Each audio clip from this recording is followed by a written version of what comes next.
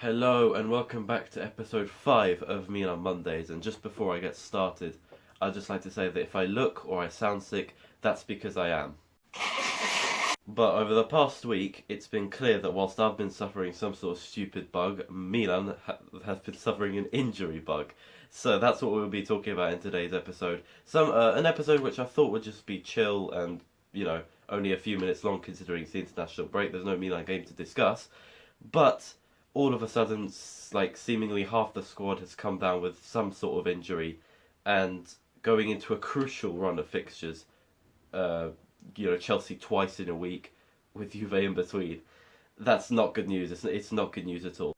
Now, first, before we get to some of the more recent injuries, let's just discuss the injuries that were already long term. So, basically, since the start of September, we've had two long term injuries. One for Zlatan, who was he's off until the next year, I think February, and Florenzi as well, and that was an injury, serious injury he picked up, and he's meant to return around the same time as Zlatan. So those are the two injuries that we already knew. They suck, but we were already aware of them, and you knew it's simply impossible to avoid injuries in football. So you just got to take them on the chin and move on.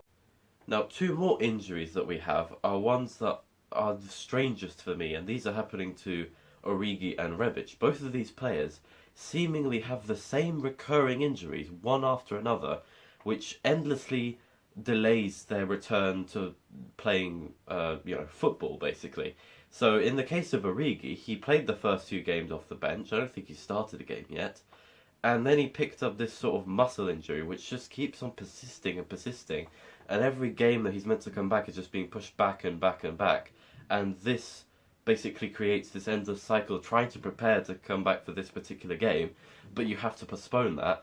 And so when eventually, hopefully, Origi does come back and isn't injured, he will just be woefully off form, I think, anyway. I hope not, but it's inevitable that he will take a long time to find his feet, because he just cannot get a consistent run of minutes. And it's exactly the same situation with Ante Rebic, because he's suffering also this recurring hernia injury or something.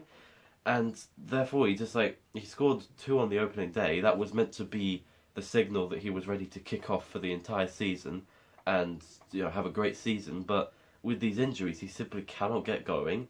And at this point, well, you got to question whether it's even worth keeping him. He's a fantastic player when he's on form, but if he can never be on form because of these injuries, there's no point in keeping him, unfortunately, which is really, really annoying. There's such potential with him. But if he can just sort out his injuries and just get a bit of luck, which he isn't getting right now, well, if he continues not to get that luck, well, unfortunately we have to say goodbye. So, we entered the international break with these four injuries in mind, which four injuries already is quite a lot, but it's just got continually worse somehow. First of all, we had bad news from the French squad that both Theo and Magnon picked up injuries, I think, in the first game or even before the first game in the case of Theo. And Theo might be back for Juventus next week, so he'll miss Empoli and the first leg of the Champions League group stage tie against Chelsea. Then you had Magnon, which is bad news. This is about the same time last season where he had to take time off because of injury. That time it was something, I think, to do with his wrist. This time I think it's a sort of injury to his calf, which last time I checked, goalkeepers don't run that much. So, I mean, that's just some bad luck for you there. And it has led to this awkward situation where Milan have had to change the Champions League squad 2 games in, because Milan had only registered Magnon and Mirante. And, well, Milan need 2 goalkeepers in a matchday squad. So they had to call Tatarusanu in, and therefore Magnon is out, so he won't be able to play any more group stage games, even when he does come back from his injury, which does suck. But at the same time, Tatarusanu, he had a howler that one game against Fiorentina. It was like a crazy 4-3 loss. He had an absolute howler, which he failed to sort of catch a simple corner. But forgetting that, he was very good in the 7 or 8 games that he replaced Magnon. He made a penalty save in the derby. He made several good saves in other games. He was, I think he provided all that he could to our squad. when he was needed. So I'm not really too scared of having Tatarusanu in the team instead of Magnon. You know, yes, he made the gaff. Yes, he can make gaffes, but I think he's actually a good goalkeeper. So I'm optimistic that we won't really feel we won't really miss the presence of Magnon that much in goal. And so we had those two bad injuries, both from the French squad, and then even more coming from all sorts of places. So, for example, Simon Kjær had some problem with the Danish team. It wasn't exactly a serious problem, but still, it's not good to pick up injuries anytime, especially during the international break before a big stretch of games where his experience really will be needed, and all the squad depth we can get. Even Davide Calabria got injured. Somehow, he wasn't even called up to international duty, which was, I don't know what Mancini was thinking. Well, I guess he's an Interista at heart. But still, he wasn't even called up to the Italy team, and he still gets injured and is currently, I believe, a doubt for the next couple of games. Like, how is this happening? How in this short stretch of time are we getting so many injuries from so many places? And in the case of Calabria, he's not even playing any games and he still gets injured. I think Theo didn't even play a game for France before he got injured.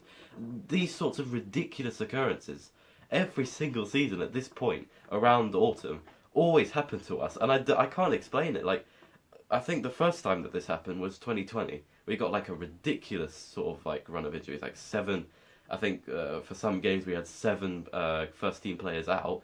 And at the time, I blamed it on the Milan medical staff. Like, you know, what the hell are you doing? How can you be this incompetent to have this many injuries? And then over time, I gradually switched my sort of opinions. You know, it's probably more due to how we were playing. We're playing this high-intensity brand of football and all that. And it was still, like, affected by COVID, so maybe these players' match fitness wasn't exactly that good. So that was the first injury wave. Last season, it was better, but there was still a wave of injuries that we had around this time. And this season, there's no explanation for it. We've matured as a team. We're not pressing as much as we used to, but we're trying to press more efficiently. So we run less kilometers and try to save energy and save injuries, basically, which I thought we were doing successfully. But still, in the space of a couple of days, all these injuries from all these places pop up, and there's no way to explain it. So how will this affect our outlook on the next few games? Well, short answer, it will definitely downgrade our expectations a bit. So, for example, the first game after we come back from the international break is against Empoli away, which would be a tough game usually without all these injuries. So, am I still expecting a victory? Yes, we should beat Empoli even with our injuries, but my confidence has gone down a bit, obviously, with all these key players missing. And then you get to this hellish week where we have Chelsea away in midweek, Juventus at home like 3 days later, and then another 3 days later, Chelsea at home in the Champions League again. That would be a hellish week if we had all our first team players fit, let alone when we have this injury crisis. So, luckily, it does seem that, for example, I mentioned Theo earlier, and some other players, they should be back for the Juventus game.